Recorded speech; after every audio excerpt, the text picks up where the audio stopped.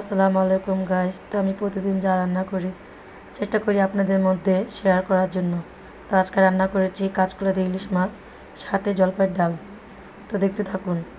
এখন আমি মাছগুলো ভালোভাবে ধুয়ে নিয়েছি, দিয়ে দেবো লবণ, পরিমাণ মতো হলুদের গুঁড়া দিয়ে ভালোভাবে মাছগুলো আমি এখন মেখে নেব। তো এই যে আমার মাখা প্রায় শেষ দিকে। তারপর আমি কড়াইয়ের মধ্যে 1 চিমটি লবণ দিছি। এখন দিয়ে দিব মাছগুলো এক এক করে, সবগুলো মাছ দিয়ে দিব। এই যে সবগুলো মাছ দেওয়া হয়ে গেছে। এখন আমি উল্টিয়ে নেব। এই যে তো আমি উল্টিয়ে নেওয়ার পরে মাছগুলো আমি এখন উল্টিয়ে নিতেছি, দেখতেছেন। এই যে আমার উল্টানো হয়ে গেছে। তো মাছগুলো প্রায় ভাজা শেষ।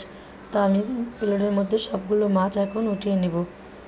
তো সেম কড়াইয়ের মধ্যে ওই তেলের মধ্যেই আমি দিয়ে দেবো এখন পেঁয়াজ কুচিগুলো। তো পেঁয়াজগুলো যেগুলো হালকা বাদামি হয়ে এসেছে, এখন দিয়ে দেবো আদা রসুন বাটা। তারপর দিয়ে দেবো পরিমাণ মতো পানি দেওয়ার পর এখন দিয়ে দেবো লবণ। তারপর দিব হলুদের গুঁড়া, মরিচের গুঁড়া। তো যা যা স্বাদ মতো দিয়ে দিবেন। তো এখন আমি দিয়ে দেবো আর একটু হলুদের গুঁড়া, মনে হয়েছিল একটু কম হয়েছে। তো এখন আমি কাঁচামরিচগুলো টুকরো করে দিয়ে দেবো। তো এই যে আমার কষানো হয়ে এসেছে। এখন দিয়ে দেবো কাঁচকলাগুলো। তো কাঁচকলাগুলো আমি একটু ভালোভাবে নেড়ে চেড়ে নিয়ে কষিয়ে নেব।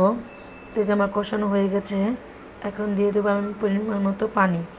তো পানি দেওয়ার পর ঢাকনা দিয়ে ঢেকে দেবো। তো এই যে দেখতেছেন আমার ঢাকনা খোলার পর তরকারিটা হয়ে এসেছে। এখন দিয়ে দেবো মাছগুলো। এই যে আমি সবগুলো মাছ দিয়ে দিছি। তো ঢাকনাটা আর একটু খুলে দেখলাম, তো আমার তরকারিটা হয়ে এসেছে প্রায় শেষের দিকে। তো এখন আমি আরেক চুলার মধ্যে দিয়ে দিব ডাল। এই যে দেখতেছেন ডাল দিয়ে দিছি। তো ডালটা বলক হয়ে এসেছে। এখন দিয়ে দিলাম পেঁয়াজ কুচি, লবণ।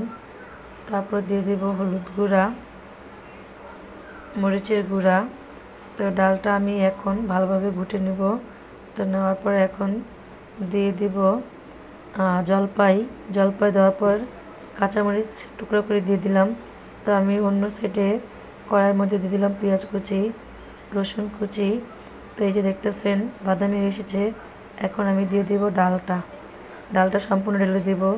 তো আপনাদের যদি আমার ভিডিওটা ভালো লাগে, লাইক, কমেন্টস অ্যান্ড শেয়ার করবেন প্লিজ।